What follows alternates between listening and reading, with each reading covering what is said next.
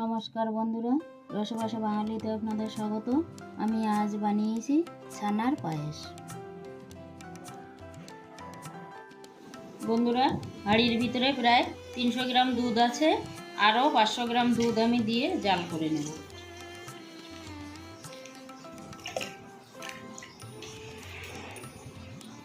বন্ধুরা, এদিকে আমি একটা কড়াই বসিয়েছি। কড়াইয়ের মধ্যে আরও 500 গ্রাম দুধ আমি এখানে জাল করে ছানা করে নেব।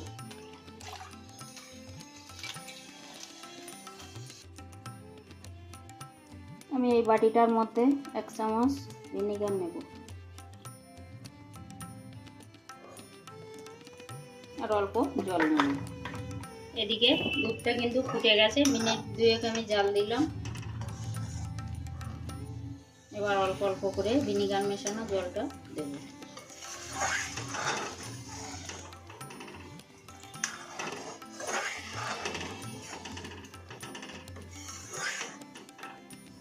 পুরোটা দিয়ে দিই। ভিনেগারটা দেওয়ার পরে দেখুন বন্ধুরা, দুধটা কিন্তু আস্তে আস্তে ছানা কাটতে শুরু করেছে। আর অল্প একটু সময় জাল করে নিয়ে আমি ছানায় পরিণত করে নেব।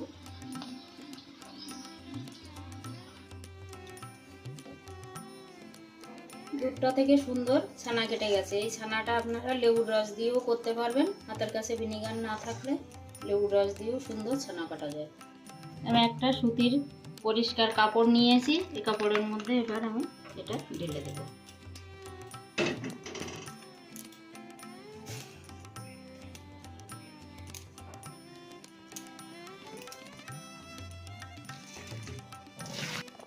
ছানাটার মধ্যে আমি আরও একটু জল দিয়ে দিলাম এবং ভালো করে ধুয়ে নেব যাতে ভিনেগারের গন্ধটা না থাকে।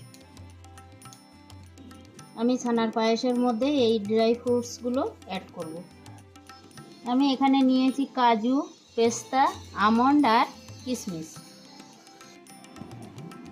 ছানাটা আমি জল দিয়ে পরিষ্কার করে ধুয়ে নিয়েছি।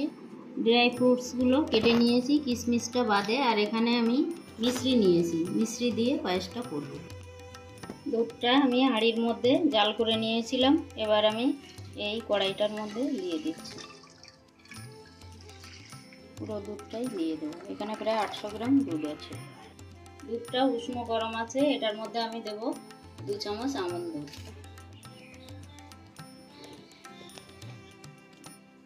দুধটা আমি মিশিয়ে নিলাম।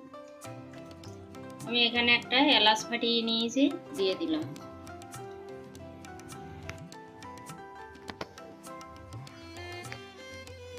দুধটার মধ্যে দিয়ে দেবো আমি মিশ্রি পরিমাণ মতো।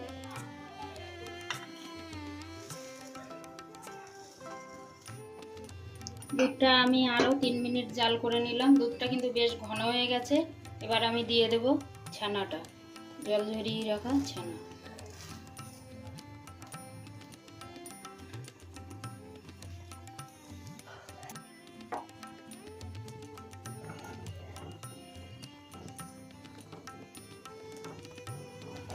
এটার মধ্যে অলরেডি মিশ্রি দেওয়া আছে। এবার আমি আরও একটু ফুটিয়ে নেব। এবার আমি কিশমিশ, কাজু, আমন্ড এগুলো দিয়ে দেব।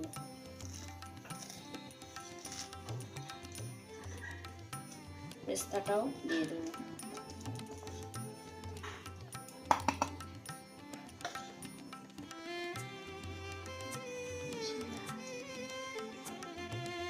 ড্রাই ফ্রুটসগুলো আমি ছানার পায়েসের সঙ্গে মিশিয়ে নেব।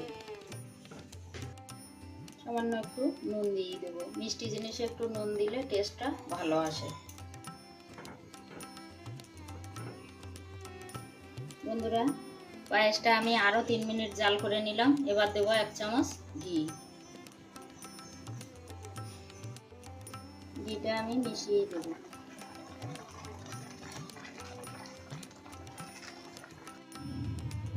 ছানার পায়েসটা হয়ে গেছে। এবার আমি সার্ভ করে দেখাবো। বন্ধুরা, পায়েসটা তো হয়ে গেছে। এবার উপর দিয়ে আমি একটু পেস্তা কুচি ছড়িয়ে দেবো।